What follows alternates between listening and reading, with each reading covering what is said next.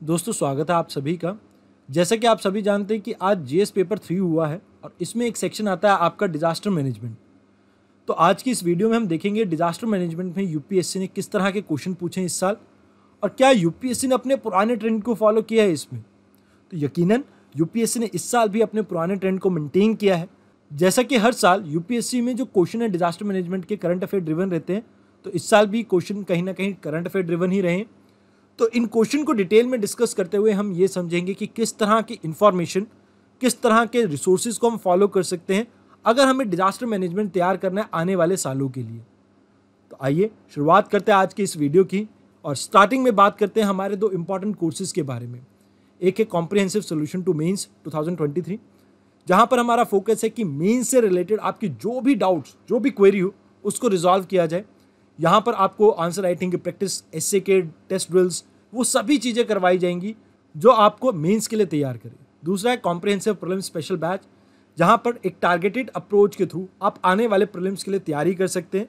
अगर आपको इन दोनों कोर्सेज के बारे में जानना हो तो आप हमें कॉल कर सकते हैं 7007931912 पे। आइए अब शुरुआत करते हैं और देखते हैं किस तरह के क्वेश्चन इस साल यूपीएससी ने हमसे पूछे हैं। पहला क्वेश्चन है 10 मार्कर्स, जहाँ पर बात की गई है क्लाउड बर्स्ट की। तो यहाँ पर आपको एक्सप्लेन करने को कहा गया है मैकेनिज्म और ऑकरेंस को। तो देखिए इसमें दो तीन चीज़ें हैं जो आप कर सकते थे। पहले तो क्लाउड बर्स्ट की आप डेफिनेशन लिख सकते थे कि किस तरह से क्लाउड बर्स्ट किसे कहते हैं। हम एकदम से जब बहुत सारी बरसात होती है इसे क्लाउड बर्स्ट कहा जाता है।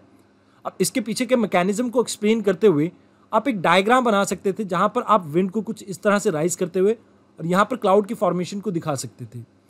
अब अमूमन होता क्या है कि ऊपर से बारिश नीचे आती है और नीचे की क्योंकि वर्टिकल विंड काफ़ी ज़्यादा स्ट्रांग होती है, तो जिसकी वजह से ये पानी वापस इवेपोरेट होके आपका बादल में पहुंच जाता है और धीरे धीरे जो ड्रॉपलेट का साइज़ है वो बढ़ता जाता है।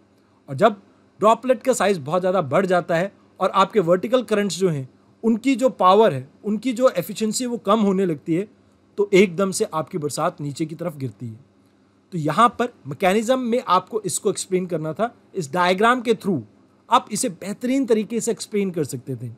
अब ऑकरेंस की बात की जाए तो यहाँ पर अगर मुझसे पूछा जाए तो मैं यहाँ पर इंडिया का कुछ मैप ड्रॉ कर देता कुछ इस तरह से। और इंडिया के मैप ड्रॉ करने के बाद जो वनरेबल एरियाज है, जैसे आप जम्मू कश्मीर के इस पार्ट से स्टार्ट हो जाइए, चाहे पूरा जम्मू कश्मीर ले लीजिए, इसको मैं अलग से शेड कर देता। फिर इसके बाद यहाँ पर अरुणाचल प्रदेश और नॉर्थ ईस्ट को भी थोड़ा शेड कर देता, जहाँ पर फ्रिक्वेंटली क्लाउड बर्स्ट जैसी समस्याएं हमें देखने को मिलती। तो ऑकरेंस में कहीं ना कहीं इसी चीज़ को मैं डिटेल में एक्सप्लेन कर देता कि दो फैक्टर चाहिए। एक तो आपकी विंड कहीं ना कहीं राइज कर रही हो और दूसरा कोई ऑब्स्टेकल आना चाहिए उसके सामने। तो यहाँ पर इन दोनों चीज़ों के ऊपर फोकस करते हुए मैं इस क्वेश्चन के सेकंड पार्ट को एड्रेस कर देता। तो तकरीबन ये हमारा पहला पार्ट जो क्वेश्चन का है, मैकेनिज्म और ऑकरेंस, इन दोनों को मैं एक्सप्लेन कर चुका हूँ। नाउ दो एग्जाम्पल्स की बात करें तो आप केदारनाथ का एग्जाम्पल दे सकते थे, इस साल का अमरनाथ का, या धर्मशाला का एग्जाम्पल दे सकते थे, जो कि आपको कहीं ना कहीं पता भी थे क्योंकि न्यूज़पेपर में काफ़ी फ्रिक्वेंटली डिस्कस भी हुए हैं। तो ये आपका बेसिकली पहला क्वेश्चन था, जहाँ पर ज़्यादा कुछ नहीं, आपको फोकस करना था सिर्फ और सिर्फ करंट अफेयर्स पे। अगर आपने ढंग से न्यूज़पेपर भी पढ़े होते तो जैसे 4 हफ्ते पहले की बात है, द हिंदू में आर्टिकल पब्लिश हुआ है, डाउन टू अर्थ मैगजीन में ये आर्टिकल पब्लिश हुए हैं, तो सिर्फ आप इन सोर्सेज को भी फॉलो कर लेते तो भी ये क्वेश्चन आराम से हैंडल हो सकता था। इसके लिए कोई एक्स्ट्रा बुक पढ़ने की आपको ज़रूरत नहीं थी। तो पहला क्वेश्चन तो आपका ये था।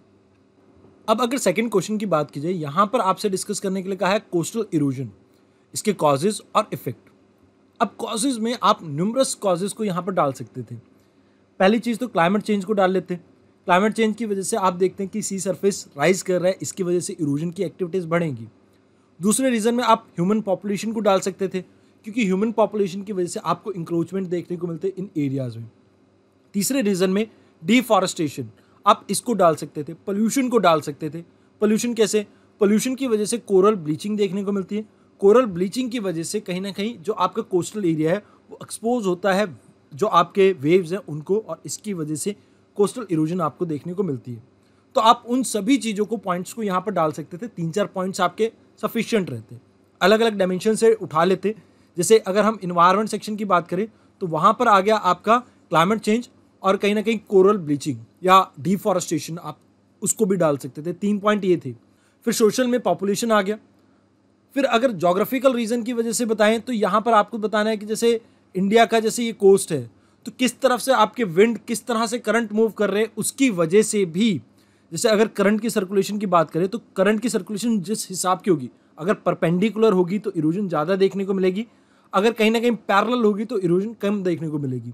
तो उन चीज़ों को आप यहाँ पर ऐड कर सकते थे। तो वहाँ पर आप इन जनरल 3-4 डायमेंशंस को टच करके इस क्वेश्चन की शुरुआत कर सकते थे। कोस्टल इरोजन को डिफाइन किया, कॉजेज में इन 6-7 पॉइंट्स में से 3-4 को डाला, खत्म।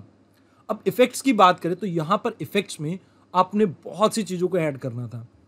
जैसे सोशल चीज़ों को ऐड कर सकते थे, आप इकोनॉमिक चीज़ों को ऐड कर सकते थे, पॉलिटिकल चीज़ों को ऐड कर सकते थे, जोग्राफिकल और भी डायमेंशंस को यहाँ पर ऐड कर सकते थे।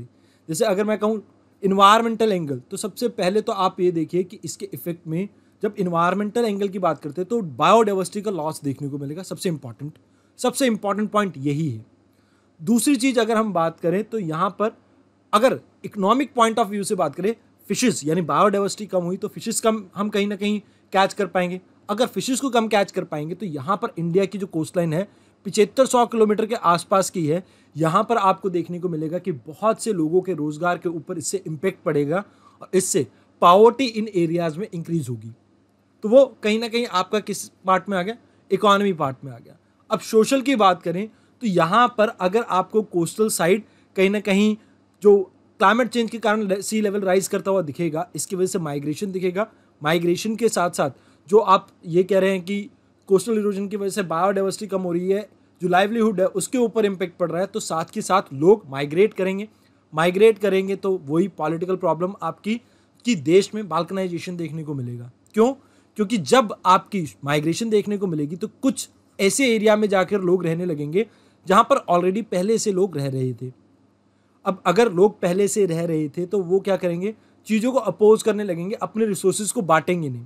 इससे सोसाइटी में डिस्क्रिमिनेशन इंक्रीज होगा, डिस्क्रिमिनेशन होगा तो सोसाइटी में कहीं ना कहीं टेंशन इंक्रीज होगी तो इंडिया की यूनिटी और इंटीग्रिटी पे इम्पैक्ट पड़ सकता है। तो आप इन सभी एंगल्स को यहाँ पर भी कवर कर सकते थे। इससे हेल्थ के ऊपर भी इम्पैक्ट पड़ सकता है। आप एग्जाम्पल दे सकते थे मिनामाटा का, आप एग्जाम्पल दे सकते थे इटाई का, जो फ्रिक्वेंटली देखने को मिलता है। अब क्योंकि जो आपकी रॉक्स है इसमें इरोजन देखने को मिलेगी, तो आप ये देखते हैं कि इसके अंदर रॉक्स के अंदर जो स्टोर्ड मिनरल्स हैं वो पानी में मिलेंगे, तो उससे वो उस तरह की प्रॉब्लम देखने को मिल सकती है, क्योंकि यहाँ पर ये मिनरल्स कहीं ना कहीं फूड चेन में एंटर करेंगे। तो आप वहाँ से उस एंगल को भी कवर कर सकते थे।